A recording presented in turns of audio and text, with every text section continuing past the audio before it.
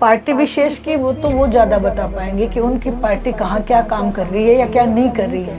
आदरणीय ओम प्रकाश जी चौटाला कहते थे कि हमारा किसी से कोई द्वेष नहीं है, बशर्ते कि वहाँ जनता की भलाई की बात हो। इसकी छाया में कोई भी आके बैठे, उन्होंने कभी उस चीज के लिए मना नहीं करा। और वो कहते थे सुबह का भूला अगर शाम को घर आ। नायब सिंह जी को कि पक्ष की भूमिका में इंडियन नेशनल लोकदल होगी और हरियाणा के मुख्यमंत्री अभय सिंह जी चौटाला होंगे। विधानसभा सत्र चल रहा था तब आदित्य चौटाला और अर्जुन चौटाला विधानसभा सत्र में मांगे रख रहे थे। तब मुख्यमंत्री मनोहर लाल नायब सिंह सैनी ने कहा कि विपक्ष तो चौटाला परिवार है वो निभा रहा है, इंडियन नेशनल लोकदल है वो निभा रही है, लेकिन कांग्रेस अभी तक अपना नेता प्रतिपक्ष है वो नहीं चुन पाई। पहली बार ऐसा हुआ कि नेता बिना नेता प्रतिपक्ष के विधानसभा सत्र वो चला। इसको लेकर आपकी क्या प्रतिक्रिया है?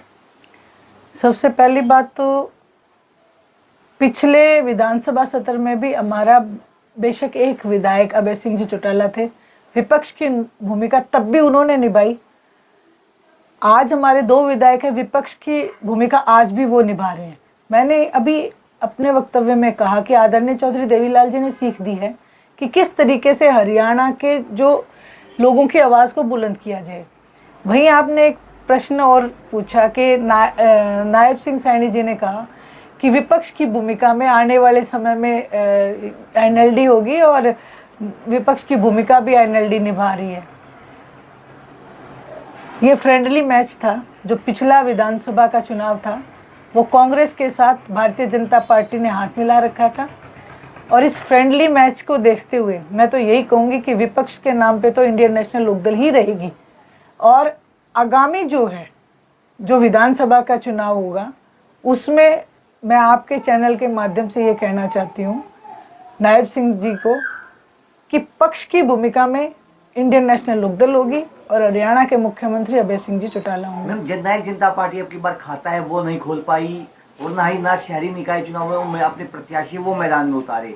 इसको लेकर आपकी क्या प्रतिक्रिया? अगर शहरी निकाय चुनाव है वो अगले विधानसभा चुनाव की तैयारियां हैं वो होती है, लेकिन जननायक जनता पार्टी अब कई धरातल पर नजर नहीं आ रही है। दुष्यंत और दिग्विजय है वो कार्यकर्ताओं के साथ बैठक करते हुए भी नजर नहीं आ रहे हैं। इस पर आपकी क्या प्रतिक्रिया? देखिए, पार्टी विशेष की वो ज्यादा बता पाएंगे कि उनकी पार्टी कहाँ क्या काम कर रही है या क्या नहीं कर रही है।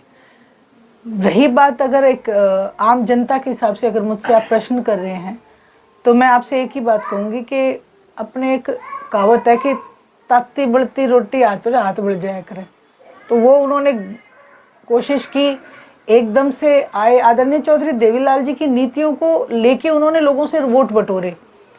हरियाणा प्रदेश के लोग झूठ को बर्दाश्त नहीं करते हैं और उन्होंने लोगों से वायदा किया था कि हम बीजेपी के साथ नहीं जाएंगे।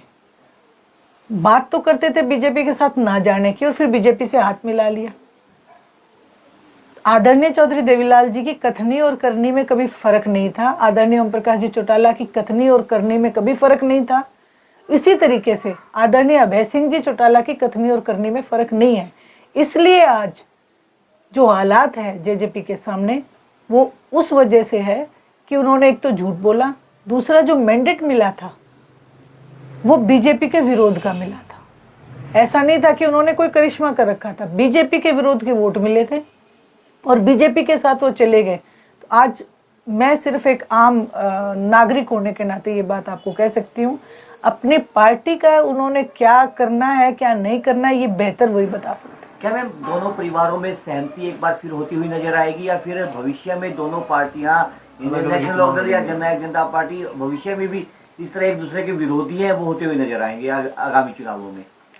देखिए, आदरणीय ओम प्रकाश जी चौटाला कहते थे कि हमारा किसी से कोई द्वेष नहीं है, बशर्ते कि वहां जनता की भलाई की बात हो। जनता की भलाई की जहां तक बात आती है वहां आप देखें किसान आंदोलन था। किसान आंदोलन में एक सुनहरी मौका था कि हमारे अपने लोगों को साथ दिया जाता, लेकिन उस जगह भी वो खड़े नहीं मिले।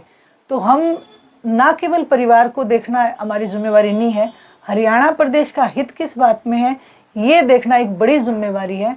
और इस हित को देखते हुए और जिस तरीके की एक्टिविटी जो रही जेजेपी की देखते हुए मैं यही कह सकती हूँ कि जब राजनीतिक महत्वाकांक्षाएं बढ़ जाती हैं तो ये जो समझौते वाली बातें हैं ये दूर होती चली जाती हैं। अगर सामाजिक तौर के ऊपर मैं कहूँ तो मैं कहती हूँ भगवान ना करे किसी का भी परिवार टूटे। मैम, जब तक ओम प्रकाश चौटाला जिंदा थे तब ये कयास लगाए जा रहे थे कि कभी भी परिवार है वो एक हो सकते हैं, पार्टी है वो मर्ज हो सकती है, जननायक जनता पार्टी नेशनल लेवल में। लेकिन अब क्या कोई परिवार का कोई बड़ा सदस्य है दोनों परिवारों को एक करने में जुटा है या फिर बातचीत है वो हो रही है क्या? देखिए, आदरणीय चौटाला साहब भी यही कहते थे। ये जो वट वृक्ष लगाया आदरणीय चौधरी देवीलाल जी ने, इसकी छाया में कोई भी आके बैठे, उन्होंने कभी उस चीज के लिए मना नहीं करा। और वो कहते थे सुबह का बुला अगर शाम को घर आ जाए तो उसको बुला नहीं कहते हैं। आज उनके पास ये मौका है, ये जो वट वृक्ष है इंडियन नेशनल लोकदल का, वो अभय सिंह जी चौटाला के पास अगर आके ये कहें भी गलती होगी या जो भी होगी होता है परिवार में, अगर हरियाणा की जनता चाहे अगर वो लोग आए तो फिर वो उस चीज के ऊपर कंसीडर, मैं नहीं कहती हूँ, मेरे शीर्ष नेतृत्व बैठे हैं वो उस चीज को कंसीडर कर सकते हैं। अब किसी भी प्रकार के दर्द से क्यों होना परेशान जब ऑर्थो चार्ज कैप्सूल हो आपके पास।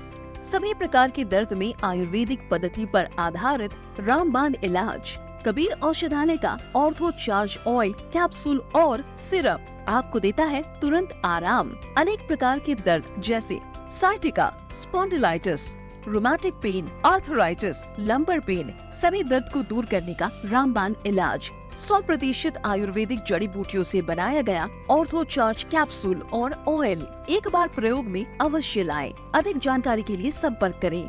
एड्रेस कबीर औषधालय, सेक्टर 14, सोनीपत, दिल्ली, NCR।